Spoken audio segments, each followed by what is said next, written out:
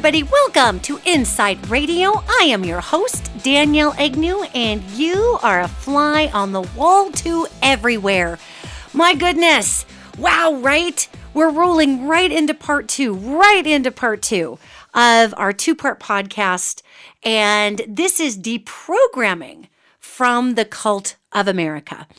And, it sounds a little hardcore, doesn't it? It sounds like I'm really being harsh here about our nation. And again, I really want to make sure that folks understand that I am a proud American. I love my country. And when I was in Belize and I'm looking at how these folks are living and how they are truly appreciating their lives and the connections they have with one another, it is just such a powerful testament to what we are capable of, okay, as a country. And, to deprogram yourself from any belief system means that, again, we have to apply critical thinking.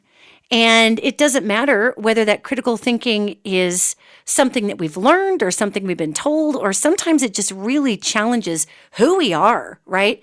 But to deprogram yourself from a cult situation or a groupthink or an ideology that's no longer good for you or me or our society, it takes all of us getting on board with the awareness that we have all been programmed.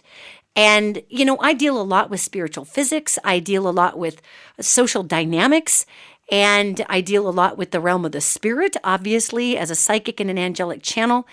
And so I get an opportunity to see things from so many different vantage points that pretty soon it's almost overwhelming when I get the opportunity to see how many layers of, if you want to call it just social grooming or grooming for Americans to absolutely worship the almighty dollar, whatever you want to call it, we really, truly in this nation have been at somewhat of a disadvantage for a long time.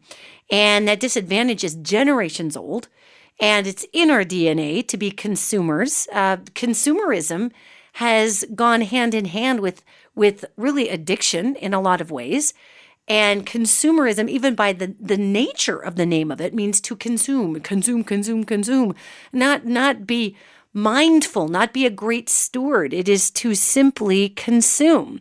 So when you're looking from that perspective, especially being in a place like Belize, you begin to recognize that, man, there's a lot of deprogramming that I could do here. And so what I want to focus on in this podcast is what we can do here in America, or really any first world country, to begin to understand that we can deprogram from this cult. That is, we have to have more. It has to be better. Oh my God, everything is negative. We have to fight with one another. It's all tribalistic. We really have an opportunity here to look outside of our American bubble and our first world bubble to understand that the cult that we are in is built upon worshiping the almighty dollar. The almighty dollar is our cult leader in America. And it's really interesting. When our internet was working, I was able to get some posts up regarding our vacation that we were having. And what was so fascinating to me was that as we had this opportunity to post about the vacation, most of the comments on Facebook were like, wow, looks really cool, or, oh, have a margarita for me, or, ooh, have a pina colada, or, go swimming in the ocean. Yet there were these undercurrents in a lot of comments that were made that were just heavy. Like, well, I guess you're glad you can afford a vacation, or, well, good for you, I've not been on vacation in 5,000 years, or just really heavy, weird stuff.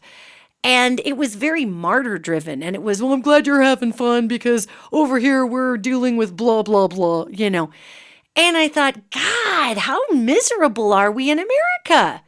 I mean, I get being envious. I get saying, oh, shoot, that looks like fun. How cool. Yet what was coming through a predominant number of when I could get texts and a predominant number of messages, not all, but a predominant number, was this really long suffering negativity in our culture in the United States. And it was so energetically obvious after sitting in a culture that's just primarily happy in Belize. And again, of course, Belize has its problems. Listen, this isn't Belize versus the United States of America, okay?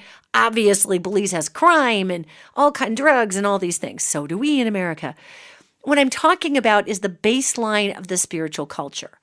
And the thing that I found in Belize that was really, really huge is that people did not worship money.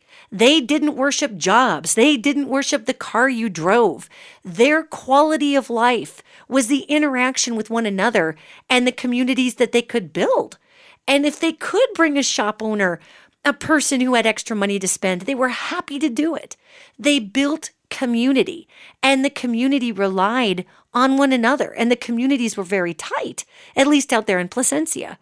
So when we look at how we can deprogram ourselves from America, first and foremost, we've got to stop what I like to call an American exceptionalism. You know, we really, really would benefit from stopping this emotional, psychological, energetic, and spiritual perspective that we just have it made over here, over other countries.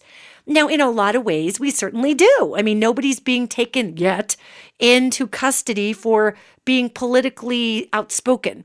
That's not happening yet. Yet the IRS will absolutely land on anyone that they think is a problem.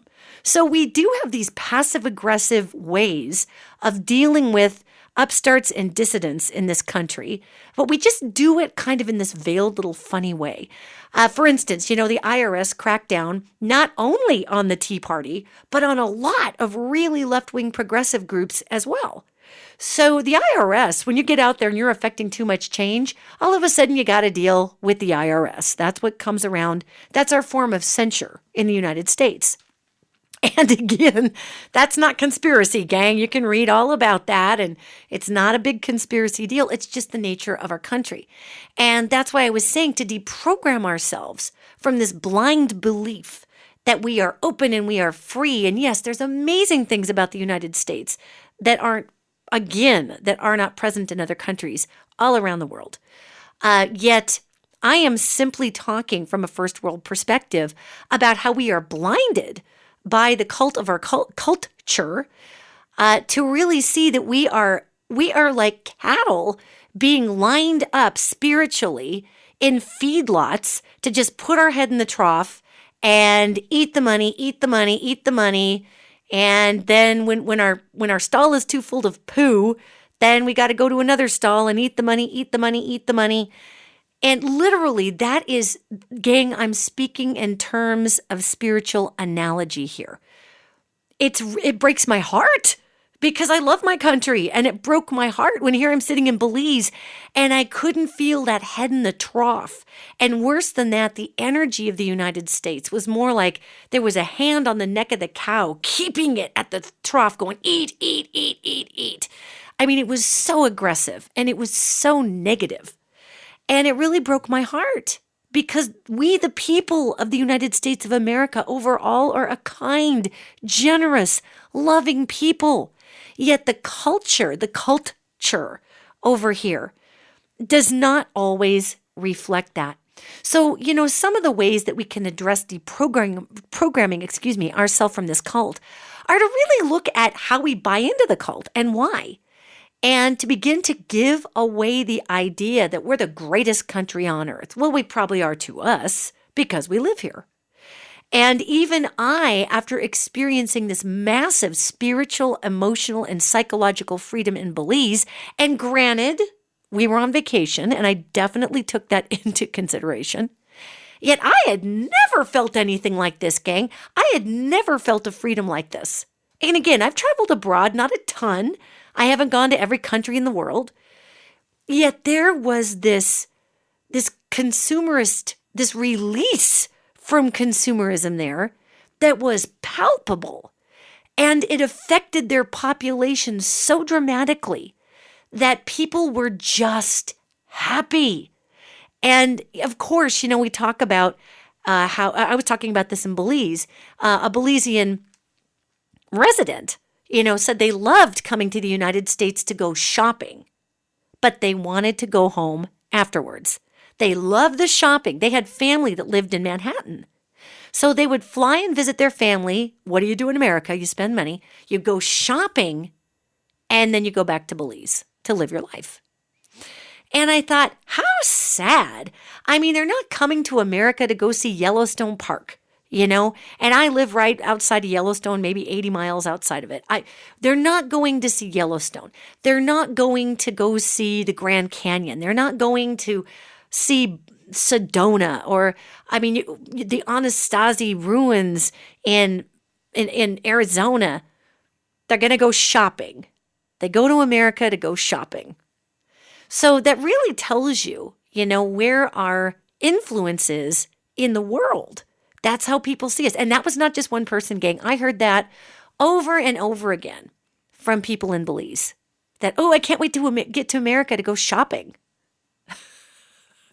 Wow, great. Well, why don't you just go to China? Because we mostly buy all our crap from China. So maybe you should just go to China and go shopping and pay less. That's what I would tell you to do.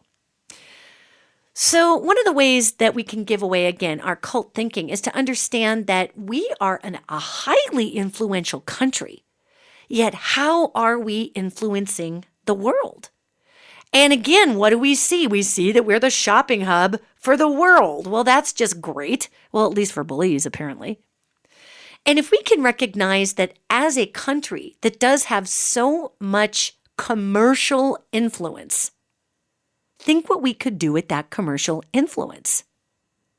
We are a country of consumers. We have the energy of the United States has its hand on the back of our necks, holding ourselves down to our mortgages, holding ourselves down to buying things, holding our thumbs to Amazon. It is literally in our genes. If you are a multi-generational American, it is passed down to your gene pool to buy stuff.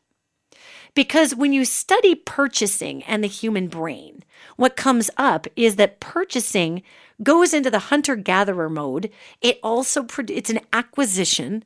A new acquisition produces serotonin and dopamine. So we use buying things in this country as a drug. So we're buying things, it's our drug. We're high on ourselves. We're going out, we're spending, and we spend even when we say we don't. Okay? We'll go and buy a pick-me-up pair of earrings, or we'll spend on maybe not a super expensive pair of shoes, but maybe we go to TJ Maxx. And because we're spending $70 on 5 things at TJ Maxx, it doesn't matter that we spent the $70. We are trained to do this in this country because it's in our DNA.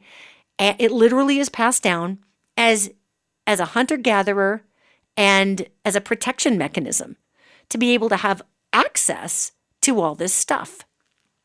So think about it, So if we can really get our head around, be proud of the United States, be proud of the state you live in, be proud of the town you live in, yet to get rid of the blind exceptionalism that says we're the greatest country, we're the greatest thing, we're not the greatest thing. Gang, I'm sorry, the United States ranks 36th in the world for happiness. And we are a great nation. We're a loving nation, but we're not the greatest country. We are a country that could be the greatest if we got our heads out of our bum of our own press releases. And when I speak to these angels, they talk about this global impact that the United States has. And for the most part, we have such a global impact because of our purchasing power. And the other thing that they've shown me is the global impact also, as much as people love to hate us, we do have this weird, naive sort of enthusiasm that even though we can be really irritating abroad, that wide open spaces enthusiasm is fun for people if we're not being rude in other countries. And there is a glamour to the United States. Yet if we could really in our country ditch the cult programming and begin to carve out in our spending habits more of a message of what this country and the people in it are, not just, go buy Nike, which again, can I just point out is not even made in the United States, for God's sakes. We are just the biggest storefront for the globe. And so if we can begin to accept that and begin to deprogram ourselves by looking at how many ways that our daily lives have been taken off of what's important, connection with one another, family, communication, person to person, and how much of our daily lives have shifted into a position of simply, well, for lack of a better way to put it, surviving. And we don't even think about it because we're so used to it. We're used to going to work a commute might start at 6:30 in the morning, 6 o'clock for some people, just to get to work at 7 or 8. So you're basically, and then you're getting off at 5 or 5:30 or 6, and you got another 1 or 2 hours to come home. I knew people in Los Angeles, gang, who thought it was normal to spend 14 hours out of their house every day. By the time they came home, they barely had time to see their family. They crashed and they did it again. And I would ask these folks, why are you doing that? And they would say, well, it's what I have to do in order to live in California. And I would say, but are you living? Because it sounds to me like you're spending 4 hours on the road every day. You're not seeing your family. Maybe you really love your job. But where do you have time to live? Because a lot of these folks were also complaining that the cost of living was going up so much that they didn't have a chance to get out and live. So we can adjust. And I'm not saying give up your job, I'm simply saying let's look at how we've been enculturated. The cult of America makes that look normal. Gang, that's not normal, and it's not healthy, and it's weird. And when you go to another country, even if it's a, quote, third world country, and people are walking to work, and they're happy, and they have big smiles on their faces. I mean, some folks didn't, but hey, it's life. You got to start to wonder, why have we created such an unreachable ceiling? So another way to get out of our cult thinking over here is thinking that we have to have a particular lifestyle to be happy and be protected. That's ridiculous. One thing I can tell you, especially about living in Montana, is we don't have a really super wealthy population out here. We do, but you don't see those people because they've bought up thousands of acres and they live in a protective walled off section of that, or they live on the top of Big Sky in Bozeman. I live in Billings now, and we lived just down the road from Big Sky for 11 months. And I would be out back sitting on I lived in a beautiful house in Bozeman, actually, and I was sitting out there on the back deck and drinking a cup of coffee, and I would see these private helicopters fly over my head all the time. It's because the very, very wealthy celebrities, Justin Bieber and all the folks who own those homes up in Big Sky, they would land at the Bozeman airport and they would get on a helicopter and fly to Big Sky. They wouldn't even drive through Bozeman. And here were all these shops in Bozeman thinking that they were going to harness the big celebrity money with the tourists. I'm like, gang, they don't even stop at your town. They just keep going. So if we can adjust our expectations, gang, in America about what it is to be successful and protected, and we talk all the time about reducing our footprint, right? That's a really popular term when we're dealing with energy economy. And we talk about reducing our carbon footprint or reducing our footprint. And I'm not suggesting you have to pitch the house that you've paid for or paid off or anything like that. Yet let's talk about the upsizing freakout that's been really a doctrine in America for 70 years. Get a bigger house, get a bigger car. I talked about my car in the last podcast. The folks in Belize were living in these 1 and 2 room houses. And I'm not suggesting that we all have to go live in a 1 and 2 room house. What I am suggesting is that just try this exercise. It's so interesting, okay? And again, I'm not saying we all need to become extremists and all live in a grain silo that's 4 feet wide, okay? I'm just saying this is a deprogramming exercise, all right? I'm saying look around your home. And I want you to look at your cupboards and I want you to think, how many dishes are up there that you never actually, really use? Now, I'm going to exempt, grandma's china or heirlooms or something you put out at Christmas time or something you're going to pass to your kids that's a totem piece like china or something like that. I'm talking about just crap. Go downstairs. If you have a basement, go downstairs and look around your basement. And ask yourself, what are in those boxes that I haven't opened in 5 years? in 10 years? What is in them? Why am I actually using a whole room of this house that I've got to pay electric on, that I've got to pay gas on, that I've got to pay taxes on, because we never really own, never, the land that we have. We will always lease it from the government through taxes. So when we're looking at this, ask yourself, what is inspiring me to hang on to this stuff? Now, part of our cult is going to say, well, you've earned it. It's a collector's item. It's stuff.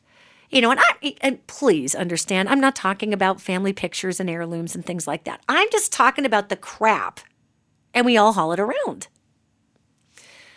And watch the emotional reaction you have if you can step outside of yourself and step outside of the cult consumerist thinking to be able to say, wow, I've actually got a lot of stuff here that I don't even think I want anymore. But then watch the feeling of dread that may arise in you at the thought of having to sit down and go through all those boxes and take up time to go through all that stuff. Because there will be a weird feeling of dread that arises on that. Generally, some people love to purge. I am not one of them. Yet pay attention to that emotional response. If you are feeling that emotional dread, that is tied to escapism, okay? It's tied to escapism. So many of us run out and we buy a bunch of clothes or buy a bunch of shoes, or I know guys that'll get out there, they'll buy extra guns. I have lots of friends who buy guns. And no, they're not all right-wing white supremacists. There's lots of Democrats in Montana who have a lot of guns. And folks will go out and just buy a bunch of guns and just store them in a safe downstairs.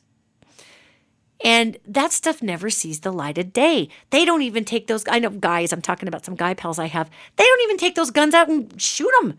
They're just collector's items. They're just keeping them. They're just there. They're just stuff. I mean, think about how much crap we accumulate and how much energy it takes, the gas it takes to drive out. Granted, it might have been a serotonin rush in the first place. And I know, I can hear my gun collector friends out there going, hey man, you collect guitars, which is true, guilty. So the point is to look where the emotional reaction comes in that could be dread at going through all that stuff. Because oftentimes in America, we are programmed to enact an escapism program so we don't have to look at what's going on spiritually, emotionally, and psychologically in our life. And we are trained to spend money to feel better. Then what do you got to do if you spend the money? You got to go earn the money.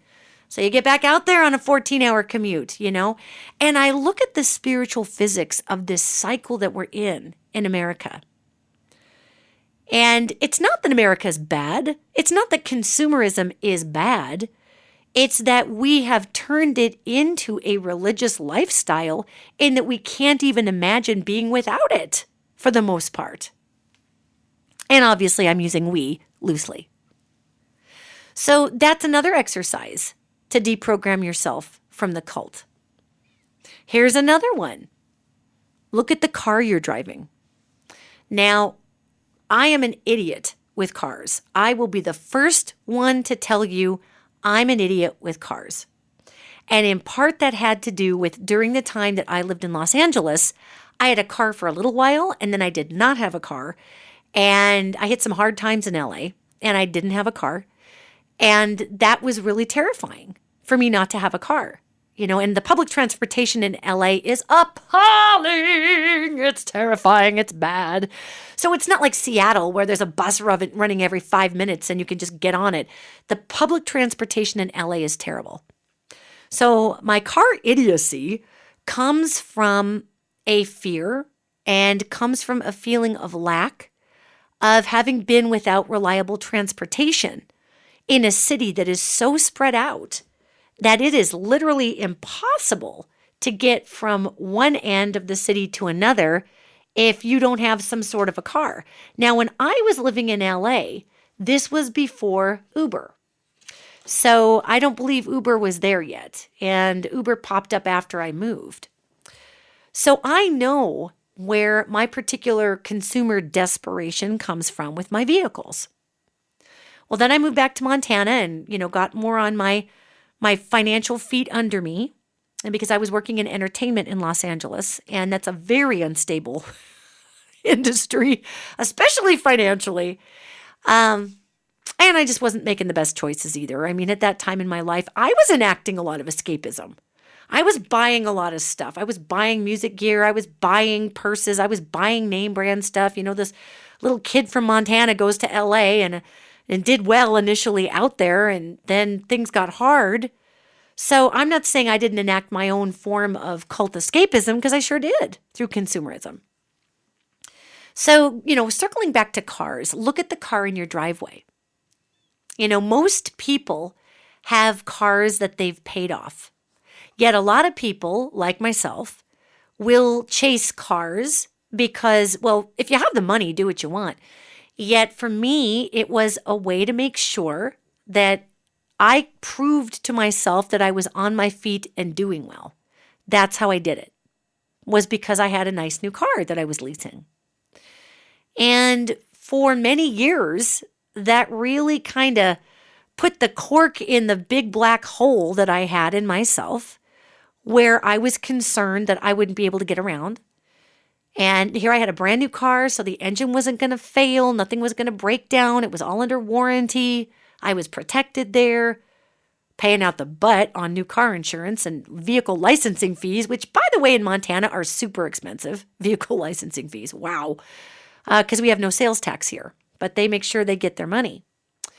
So when I look at my vehicle, look at the car that you have, and think about when your car gets paid off.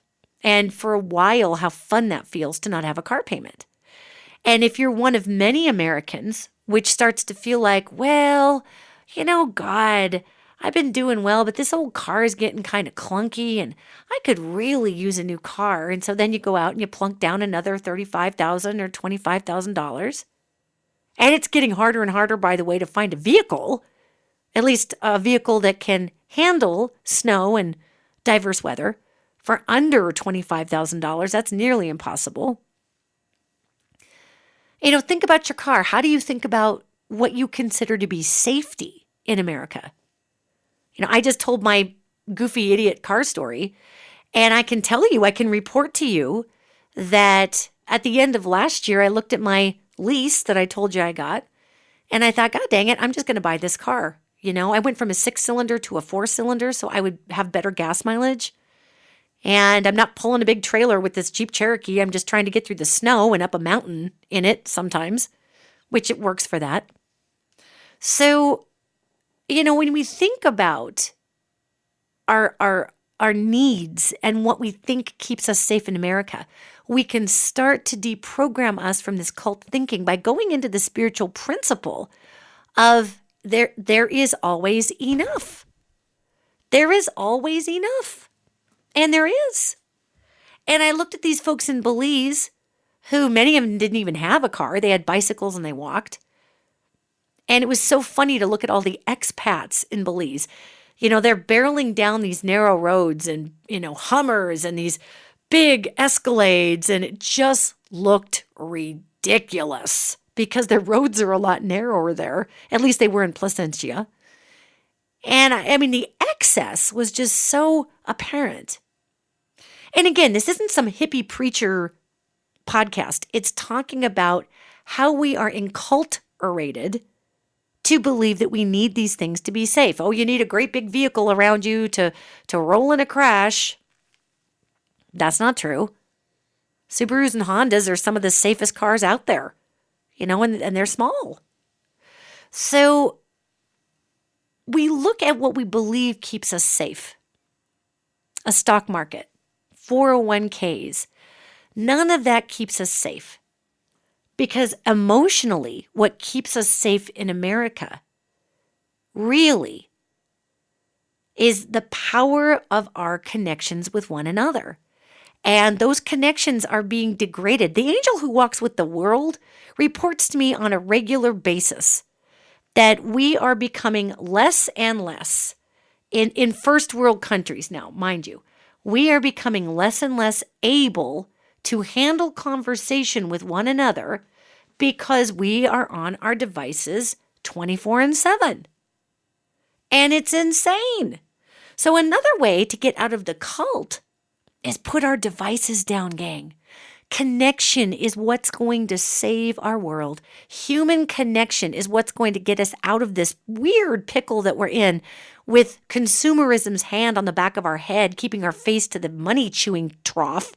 What's going to help us is that power of connection. And I'll tell you, the consumerist machine that drives our nation does not want us connecting. They want us buying more gadgets to connect. They want us to buy bigger and better gadgets to connect. They don't want us all sitting in the backyard getting together, grilling up some tofu hot dogs or some burgers, dragging out an old guitar and singing songs. Because the minute that we see value in coming together, the minute that we see healing in coming together, we aren't going to go out and spend $1 million on a new car because our serotonin levels are very high. We as human beings, connection, conversation, laughter, giggling, playing music, grouping communally, and experiencing a group event, these are all free. And they are all mechanisms which boost our serotonin, our dopamine, which create good feels in the body.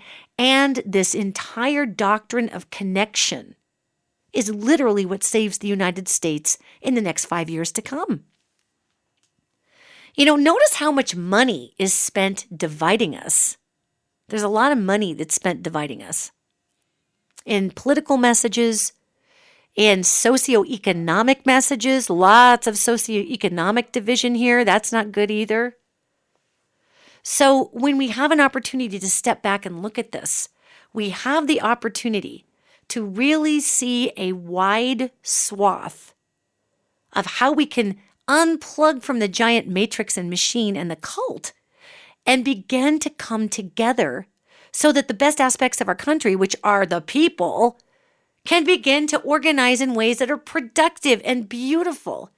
And we can start community gardens and have everybody come forward and tend them. You know what's fascinating? In Belize, they have a lot of community food areas. And everybody just comes out and tends these gardens. And you can also walk into the jungle and just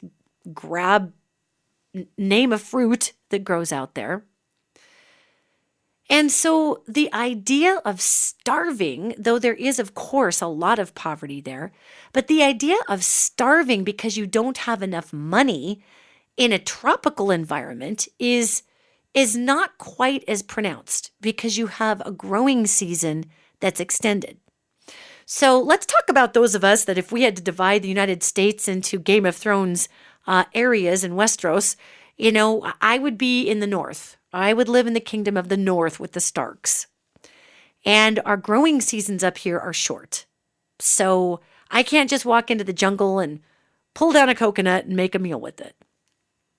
However, what if to break the enCULTuration in America that drives us always to a grocery store, which takes up gasoline and our Jeeps, what if we invested, especially those of us that do not live in cultures that have sun all year round?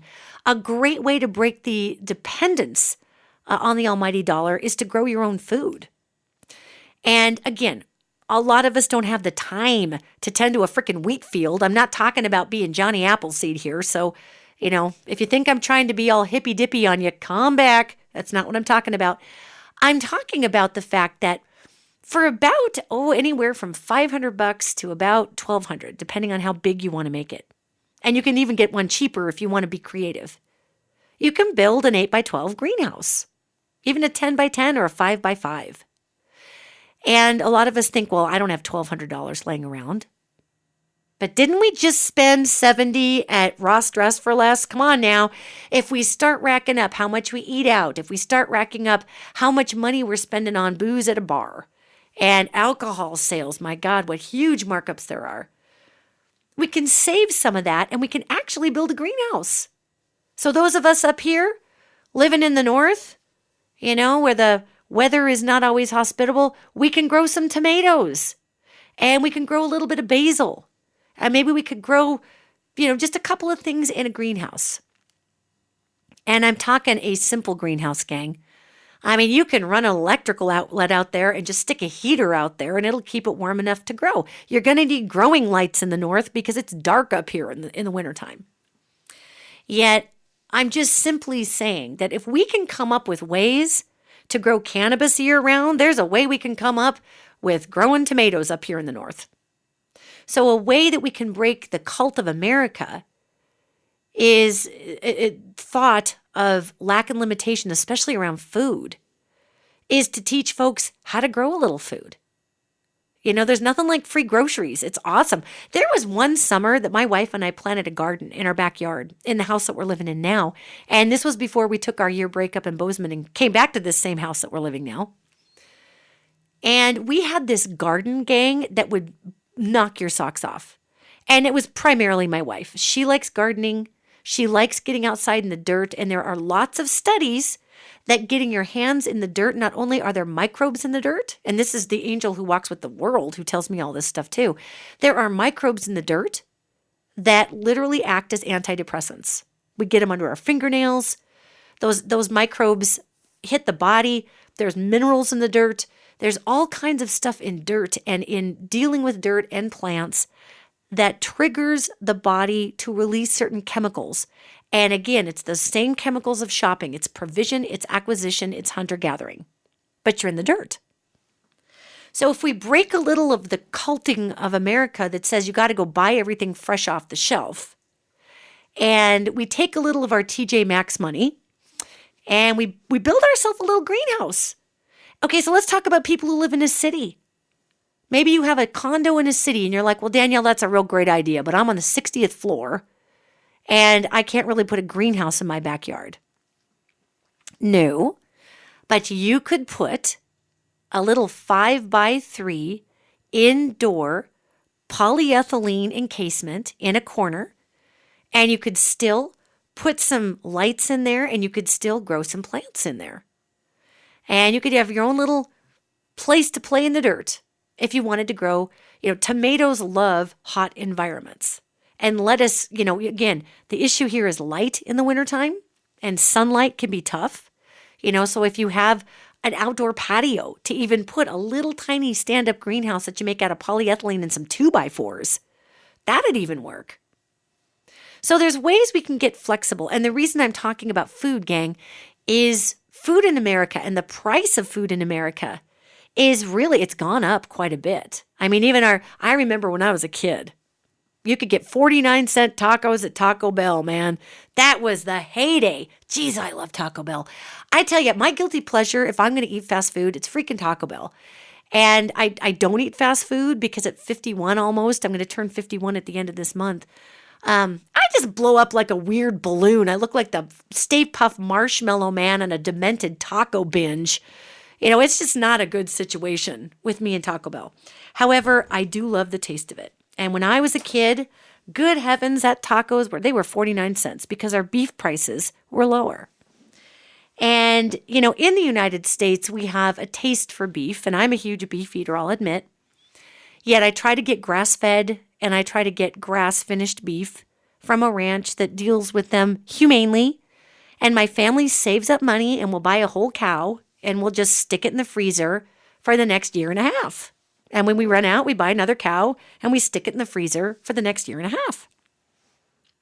And one can obviously argue that running a freezer is running, that's running greenhouse energy. I get that. That's not good. That adds to the greenhouse gases.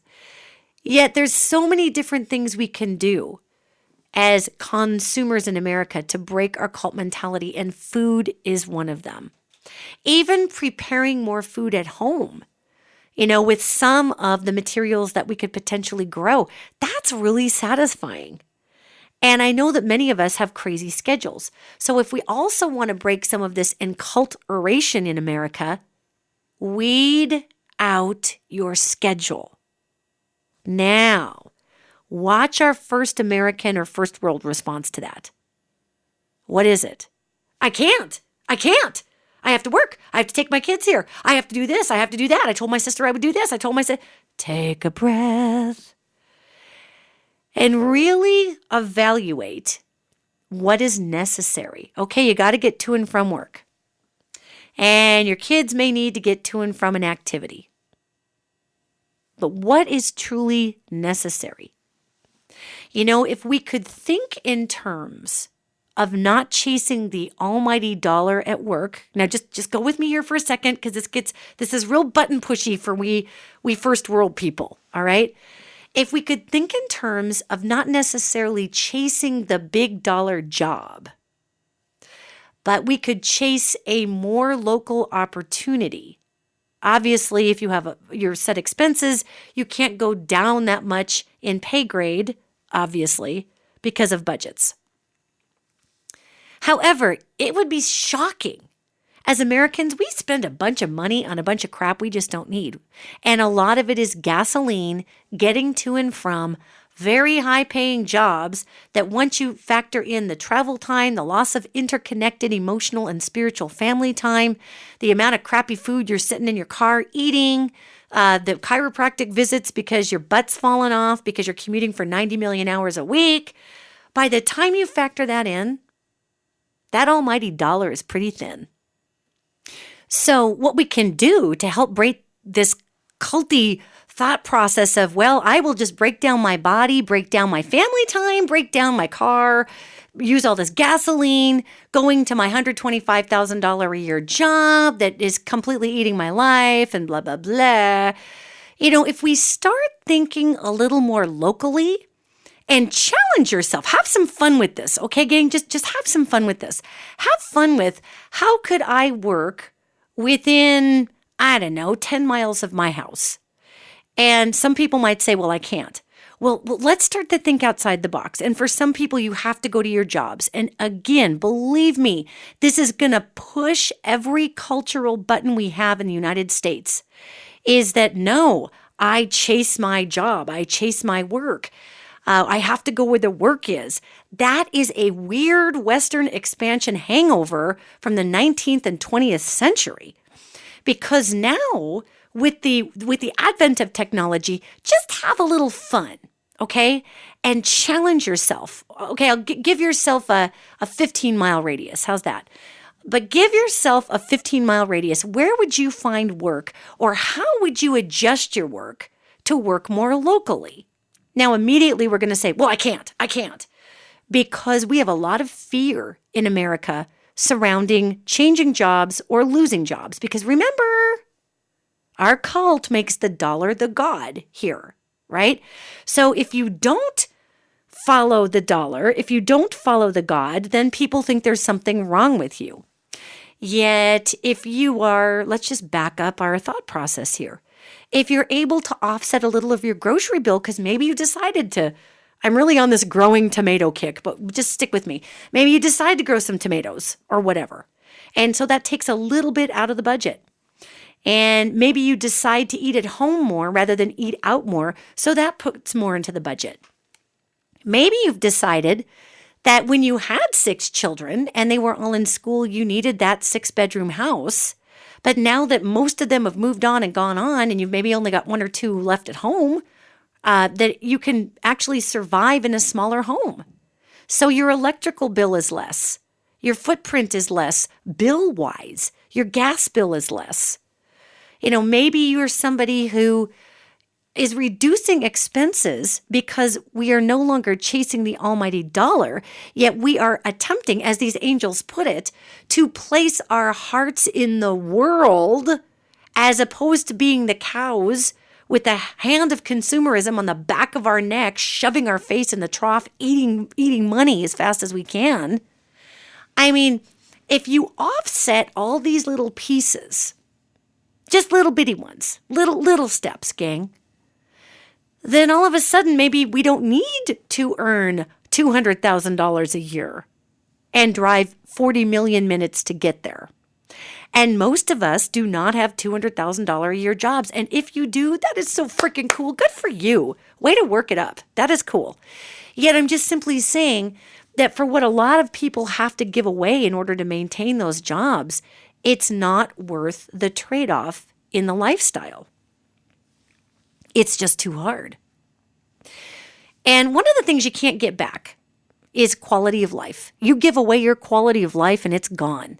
So being able to look at your job and say, let me have some fun. I'm going to look through the want ads. I'm going to go online. I'm going to go through Monster. I'm going to go through Dice. I'm going to go through any of these. I don't even know if Monster and Dice are around anymore, you guys, but whatever. Job hunting sites.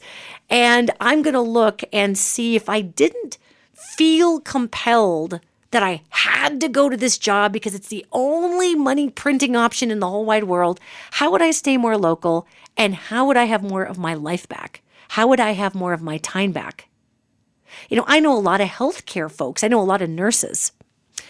And man, some of these nurses, they travel huge distances to find people that need their assistance. And they are healers and they want to travel those distances so the impoverished people can receive care. Okay? So sometimes it's kind of a healer thing to make that big trek. Yet just for fun, watch in yourself. If you were to say, well, I'd really like to change jobs and stay a little more local to where I'm at, watch the fear that comes up in us. That's a sign of being in the cult.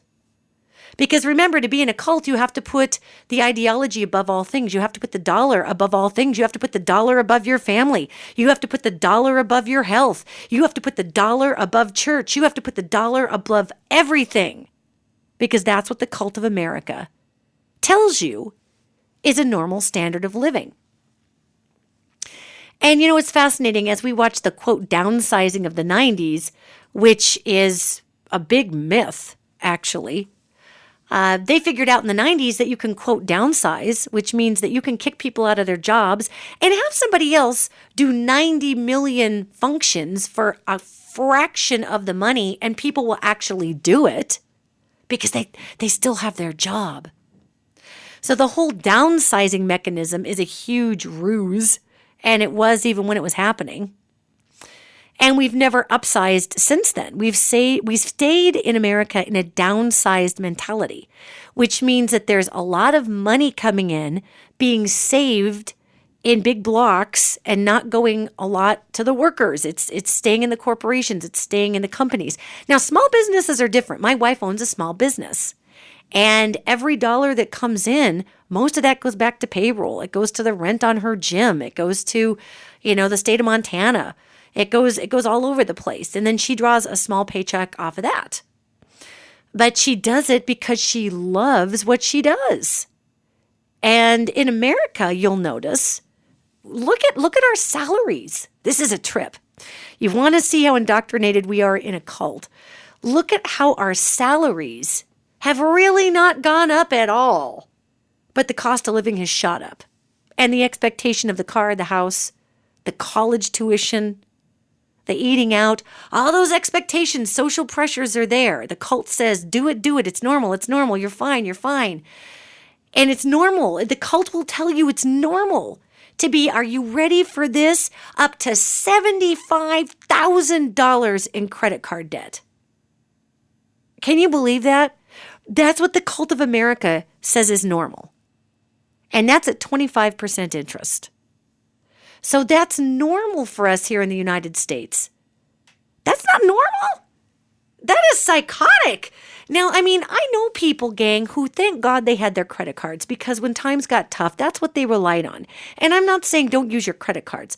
What I am saying is that we live in this neurotic cult that drives us to spend, tells us it's normal to be drowning in debt, tells us it's normal to be on millions of medications, tells us it's normal to not ever get out of the house and to sit in front of a device because all we are doing is feeding it money. All we're doing is feeding it money.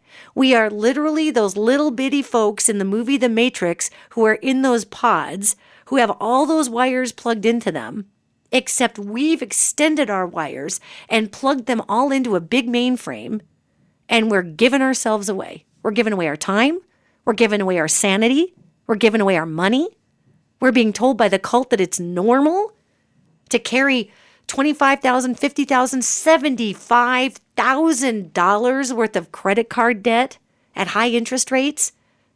Oh, well, that's just living in America. And then we're getting ulcers. We're getting autoimmune diseases. We're getting cancers. We are falling the frick apart in this country because of the enCULTuration of making the almighty dollar the god. And so here's me sitting in Belize, and again, I am not a wealthy person, gang. I absolutely am not. My wife and I are square up middle class, square up. And, people think, well, you've got this TV show and whatever. I'll tell you straight up, that does not pay tons of money, okay? It's not like I'm Jennifer Aniston splitting $300 million amongst Steve Carell and another actress for a series that's on Apple TV, okay? When you're talking docuseries, you make okay money, but you make better money if you're a lawyer. You make better money if you're a doctor. Quite frankly, you make better money than a docuseries TV star if you're an underground miner, okay? So you do the job on television that I'm going to be doing and in the process of doing because you love it, not because you're making zillions of dollars. Now, later, maybe down the road, the series takes off. Maybe there's merchandising and all those things and you make a little more money. But initially, the reason I'm telling you this is because I've had people be super shocked when I've told them that we're middle class. And, I've got a 15-year-old bonus daughter. My wife's daughter, my daughter is 15. And so by the time you factor in all the high school, she likes to swim. So there's high school fees for sports. And I mean, it's just nuts because no school districts pay for anything anymore because the money's just not there. So look at our culture. People are working harder. They're working longer. Everything about the cost of living is jacking up. Our salaries are not going up. We are drowning in debt and we think it's normal. We're on 50 medications and we think that's normal because we're part of the cult that says, oh, that's okay. No, it's okay. Go on 6 more medications because that feeds the monster. I mean, this is not normal. So we can break these cycles first and foremost, not by being histrionic about it, not by being categorically out of control or anarchist, yet taking a few steps back on what our priorities are in our everyday lives. Spiritually, gang, our body requires downtime. There is a reason that the yogis meditated. And many of us don't even know what meditation is. And many of us at this point are so jumbled up with so much EMF running through our homes with 5G towers all over the place. There is so much electromagnetic frequency saturation in the United States, especially in our big metropolitan areas, that it is feckin' hard to sit in a tube and have a cold one and relax. You can't because of all of the energy around us. So again, I'm not trying to be a downer or a weirdo or this end of the world Eunice over here. I am really attempting to show all of us what I was shown in Belize. And I spoke to nature deva after nature deva. Think of elementals, God's middle management for nature, that walked with the seagrass, that walked with these jungles. And I'm wandering through this jungle and we're being quiet because we're trying to listen for howler monkeys, right? And I'm being quiet, but I'm also talking on this frequency, in my head, if you want to put it that way, to these nature devas. And I'm asking them, what is the air like to breathe here? How many toxins are in your air down here? And they're just looking at me like, what are you talking about? And I said, well, how's your water?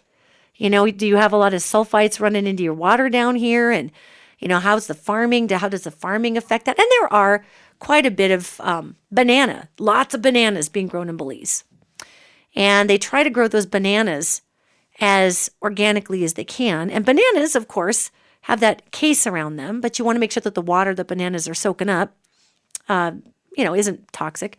But these devas are sitting here looking at me, these elementals in Belize, when I showed them energetically and emotionally and psychically pictures of the water in Flint, of what these oil refineries look like. Now, keeping in mind, we're on the coast. We're in Placencia. We're in Monkey River. So we're not in Belize City, which I'm sure there's a lot of pollution in the main cities too. Yet these devas didn't have acidy, god-awful rain hitting them.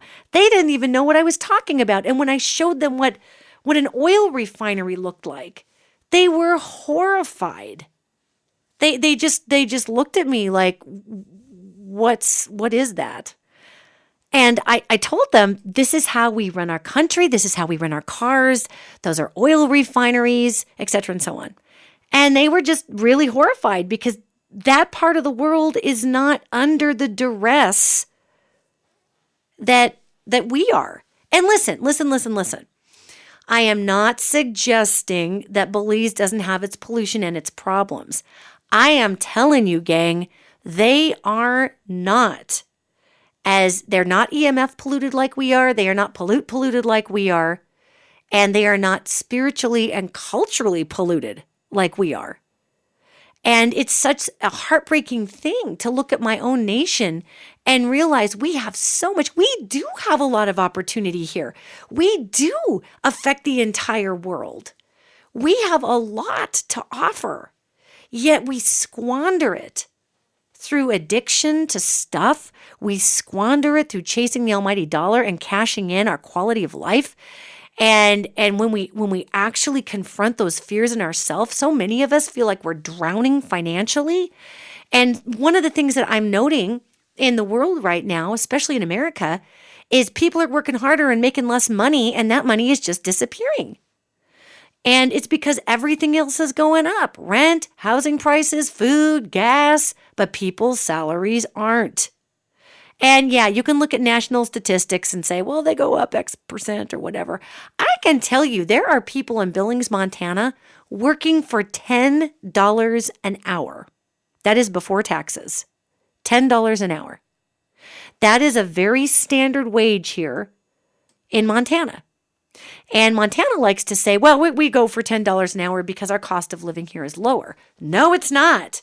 We have very high vehicle licensing fees. The land of God property taxes here are through the roof. It's freaking Montana. It's gorgeous. You pay to play here, you know? So all I'm saying, gang, is that we can evaluate the cult. And we can start to break out of the cult. And we can start to truly bring a quality of life back to us that those of us over a certain age culturally, somewhat, kinda, can remember. Now, I'm not talking racism. That's always been horrible. I'm talking before gadgets, where people actually sat down and spoke with one another. Because here's the bottom line to all this. We must deprogram ourselves in America from this cult of consumerism. Because if we don't, we become more addicted. We become fatter. We become lazier. We become more dependent on food with chemicals in it. We work longer hours to get the stuff that we think we need. And we just are imprisoned. We are imprisoned in a never-ending hamster wheel of debt. Unless we snap out of being part of the cult. We grow a few tomatoes. We buy our cars.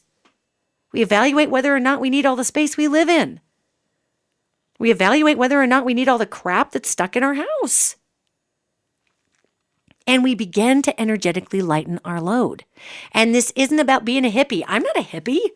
Lord.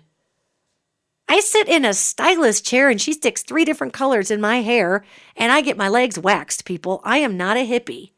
However, I am someone who speaks with angels, and these angels categorically talk to me about the influence of the United States on the rest of the world.